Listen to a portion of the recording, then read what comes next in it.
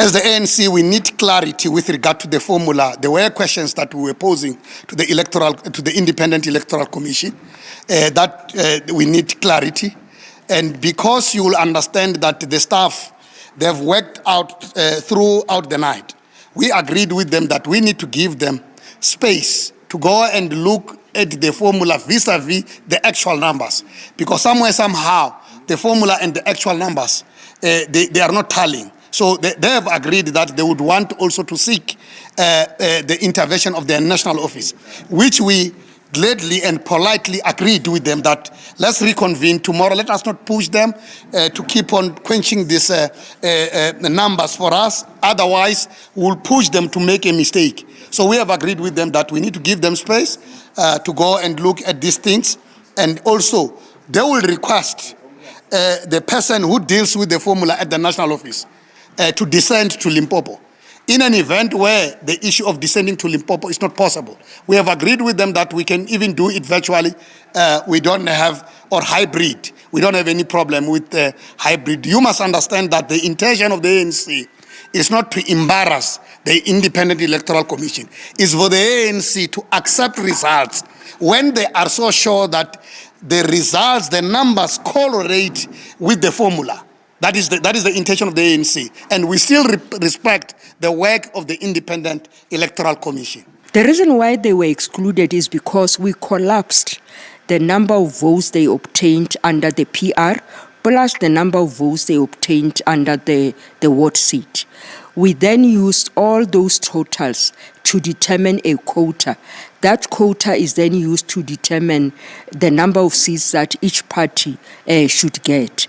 So in the case of the ANC, their support, eventually, when you take the 10 ward seats, and you divide them by the total number of councillors, which is 23, or the total number of votes that they've received, they get around 43% support. So we can't give them an additional PR seat that will distort the formula. They will get more seats than they actually deserve. Because these are wall-to-wall by-elections. When everybody is free and we have this by-election on a Saturday, so that more people participate. But then, because we can't take that decisions on our own, we normally consult the party liaison committee, and political parties just said, no ways, we can't have weekend by-elections because there are funerals, there are weddings, and so on. It might affect their the participation. Then the next question is a chance of winning PRCs even if you lose the ward elections. Yes, this is possible, as seen with TRA, Tabazimbi Residents Association. They did not win a single ward. However, the interest in, including EFF did not win any single ward seat. With TRA, they even got in via a fraction because there were still remaining seats and we needed to give them to whatever party that had the highest fraction. So it's possible to win PR seats without getting a single ward. So in the local government election, we use a mixed system. First of all, the ward elections where the winner takes all, and then the proportional representation system where, depending on your support, you then get allocated a seat. And then the issue of budget cuts. These are a reality. Treasury is quite strict with respect to budgeting and funding. So we had to really spend more with little budget that was available for these elections. I mean, if I remember well, we printed more than 100,000 ballot papers. And printing of ballot papers is not cheap. That paper is a specialized kind of a paper. It's not like this paper. You need to order it. It's not even produced in our country, and it's quite expensive. So ward elections are different because we're running 12 different elections in 12 different wards, and then the PR was common. So elections are really quite expensive, and as I said, We spent almost 1 million rands to run this by-election. And of course, I've dealt with the weekend by-elections. We attempted to convene these by-elections during the weekend. Political parties were not happy. Thank you very much. Thank you, PO, for answering the questions. Members of the media, do we have additional questions? We have one hand. All right, yeah, we'll take that one hand, and then, yeah, we'll close afterwards. All right. Moluku again from ENCA. Ma'am, I know you are saying that elections were free and fair, and that all the participating political parties and the independent candidates acknowledged and accepted them as such. But how would the elections be free and fair if certain political parties were literally prevented from campaigning, particularly at the particular mining compounds? And we are told, in fact, the confirmation that you made as the IEC that some of the political parties complained formally to you. And we are told that not all those political parties were prevented. There was one party, though, that was able to campaign there, the Labour Party. And it is the very same Labour Party that won there. How do you balance this whole idea of free and fairness to an extent that certain parties were only permitted to campaign in the 11th hour, and the confirmation is there that a complaint was made with you that some parties would not participate? Maybe make it make sense to me. Absolutely.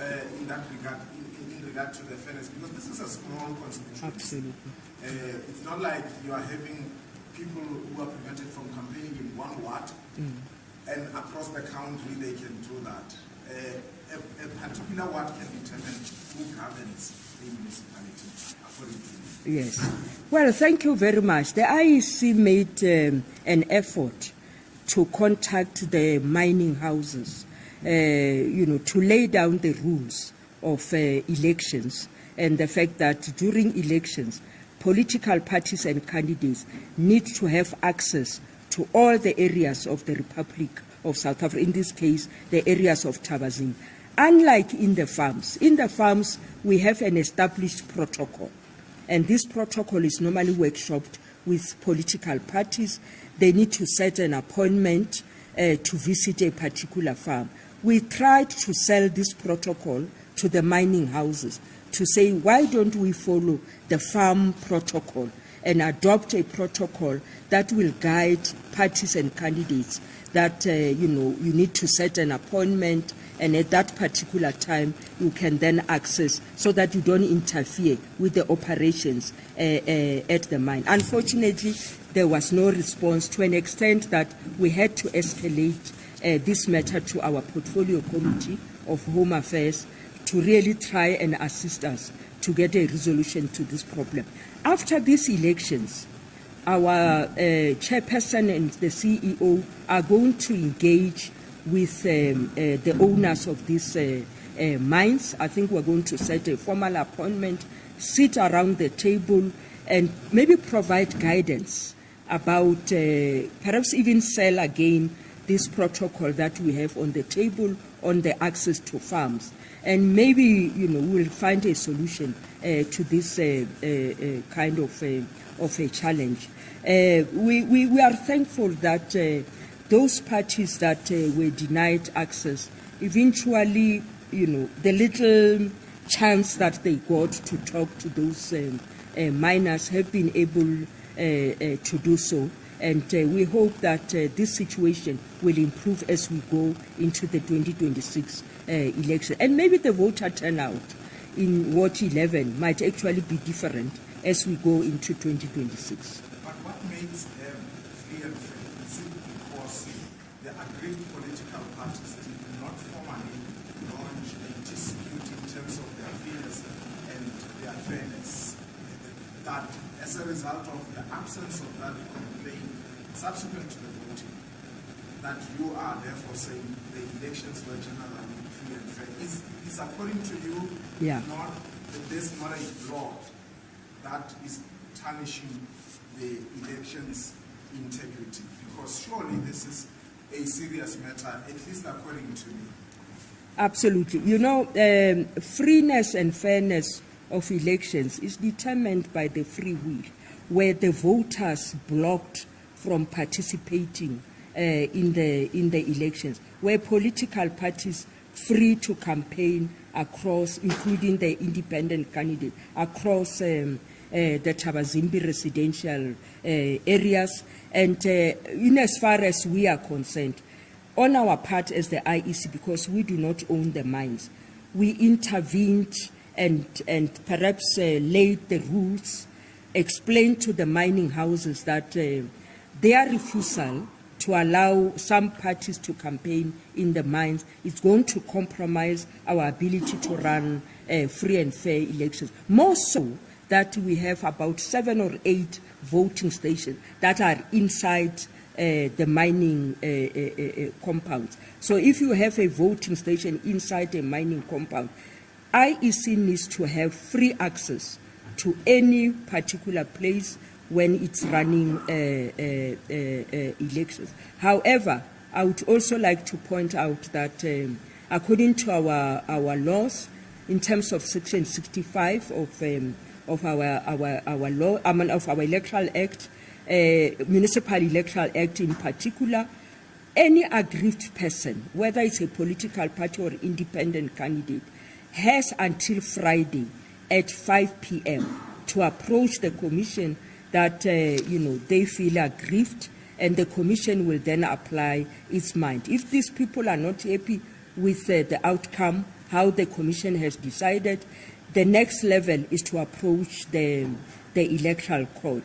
But so far, political parties and independent candidates, none of them has approached us to say that they feel that they are aggrieved by the outcome of this election. So we are really quite happy with the cooperation that we are receiving from all political parties, including the independent candidate.